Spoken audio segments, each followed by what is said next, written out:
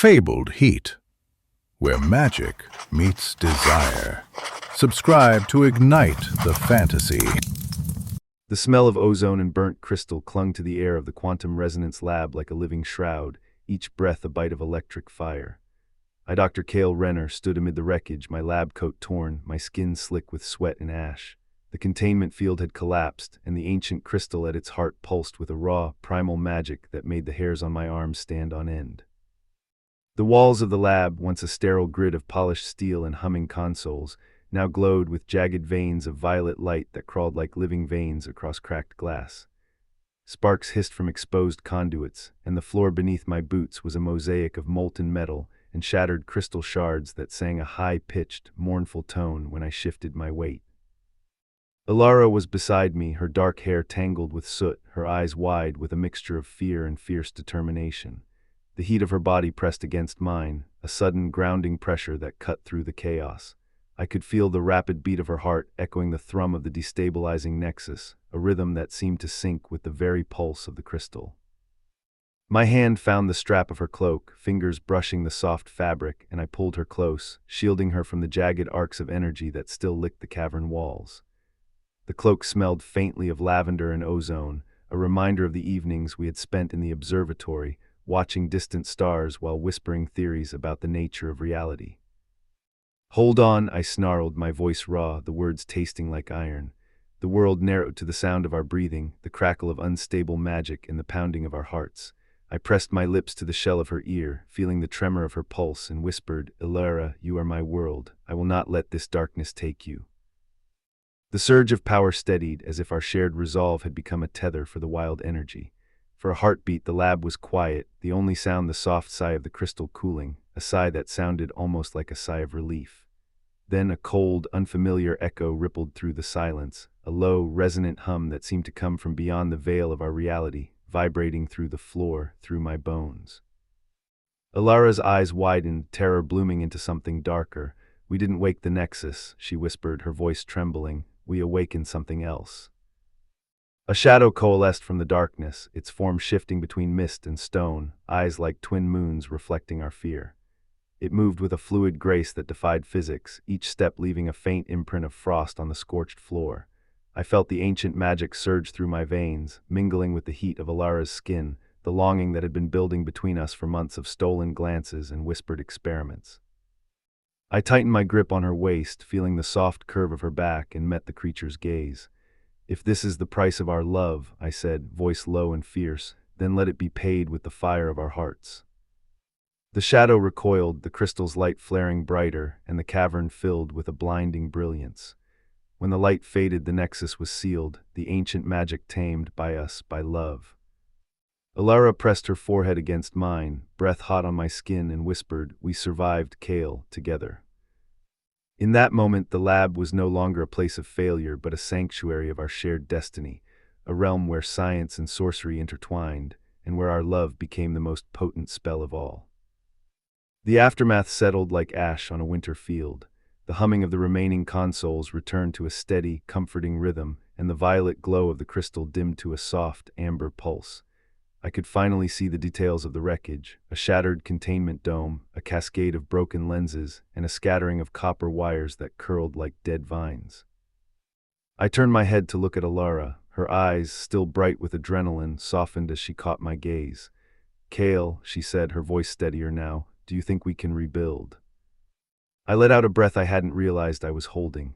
The weight of the moment pressed down on my shoulders, but beneath it lay a current of something brighter, something that made my chest feel lighter. "We will," I replied, feeling the certainty settle in my bones. "We have to, not just for the lab, but for what we discovered together." She smiled, a small, fierce curve of her lips that made my heart skip. "Remember the first time we tried to sync the crystal's resonance with the quantum field? I thought we were insane." I chuckled, the sound echoing off the steel walls. "And you were the only one who laughed at my jokes about turning the lab into a portal to another dimension." We both laughed, the sound a release of tension, a reminder that even in the darkest of moments, we could find light. I slipped my hand into hers, feeling the familiar warmth of her palm. The scar on my left forearm, a reminder of a previous experiment gone awry, tingled as if recognizing the touch. We have a choice now, I said, my voice low. We can let this be the end, or we can use what we learned to forge something new. Elara squeezed my hand. We choose to keep going together.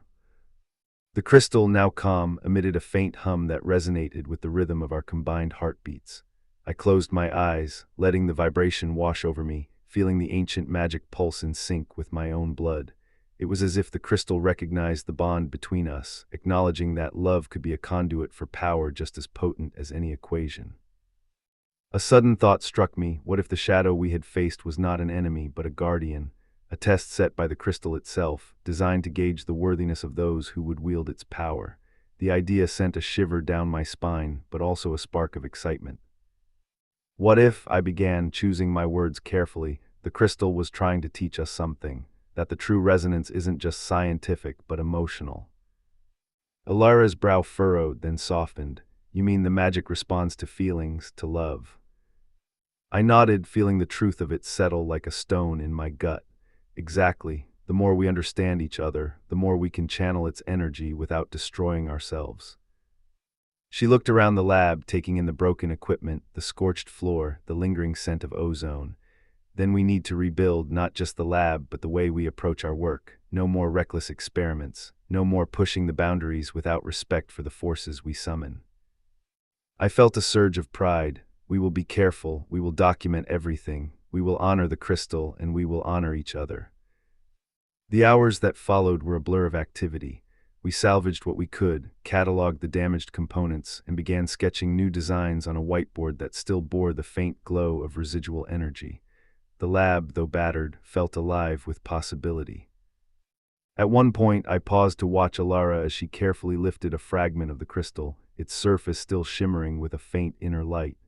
She turned it over in her hands, eyes tracing the intricate patterns etched into its surface, patterns that seemed to shift like constellations. Do you ever wonder, she asked softly, if there are other crystals out there, other sources of this ancient magic? I smiled, feeling the same awe that had first drawn me to the field of quantum resonance. I think the universe is full of them, each one waiting for someone brave enough to listen, to understand. She placed the fragment back on the workbench, and for a moment the lab was silent except for the low hum of the crystal. I could hear the faint ticking of the cooling system, the distant drip of condensation from a pipe, and the steady rhythm of our breathing.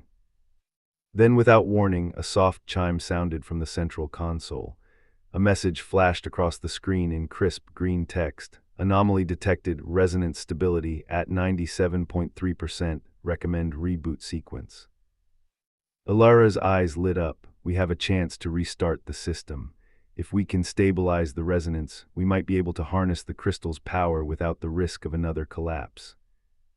I felt a thrill of anticipation. Let's do it together. We moved in tandem, each step a practice dance honed by months of collaboration. I entered the command sequence, my fingers flying over the holographic interface, while Elara monitored the energy readings, her brow furrowed in concentration. The crystal's glow intensified, shifting from amber to a deep sapphire blue. The air grew cooler, the ozone scent fading, replaced by a faint fragrance of pine and rain, an unexpected but welcome change. As the reboot sequence completed, the lab's lights steadied, bathing the room in a warm, steady illumination. The containment field reformed, a shimmering dome of light that pulsed gently, like a heartbeat. We both exhaled, a shared sigh of relief. We did it, Elara whispered, her voice barely audible over the hum of the newly stabilized field. I turned to face her, my heart pounding in my chest. The moment felt suspended in time, as if the universe itself had paused to watch us. Elara, I said, my voice low, there's something I've been meaning to tell you, something that goes beyond the lab, beyond the experiments. She looked at me, her eyes searching, waiting. From the first day we met, I continued, I felt a pull, a resonance that I couldn't explain. It wasn't just scientific curiosity. It was something deeper, something that made me want to protect you, to keep you safe, even when the world around us was falling apart. She smiled, a soft, genuine curve that made my breath catch. I felt it too, Kael. Every time we worked side by side, every time we shared a quiet moment in the observatory, I felt a connection that went beyond words. I stepped closer, the distance between us shrinking until our foreheads touched. The crystal's light reflected off our faces, casting a gentle glow that seemed to merge with the warmth of our bodies. "Then let this be our promise," I whispered, "that no matter what storms we face, whether they're made of magic, science, or our own doubts, we will stand together heart to heart and face them as one." She placed a hand over my heart, feeling the steady thrum of my pulse, and if the universe throws another shadow at us. I pressed a kiss to her temple, feeling the softness of her hair against my lips. "We'll turn that shadow into light." The crystal pulsed once more, a bright flash that seemed to seal our vow. The lab, once a battlefield of chaos, now felt like a sanctuary, a place where love and knowledge intertwined. We spent the rest of the night cataloging our findings, drafting new protocols, and dreaming of the possibilities that lay ahead.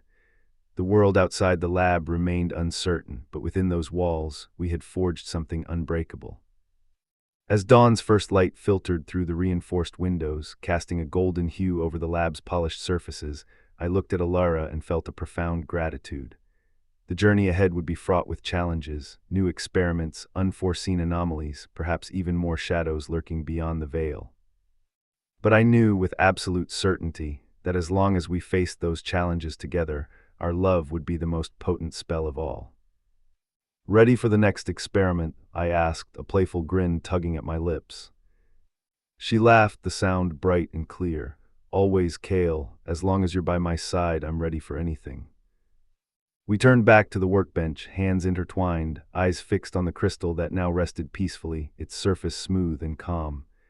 The future stretched before us like a tapestry of stars, each thread a promise of discovery, of danger, of love.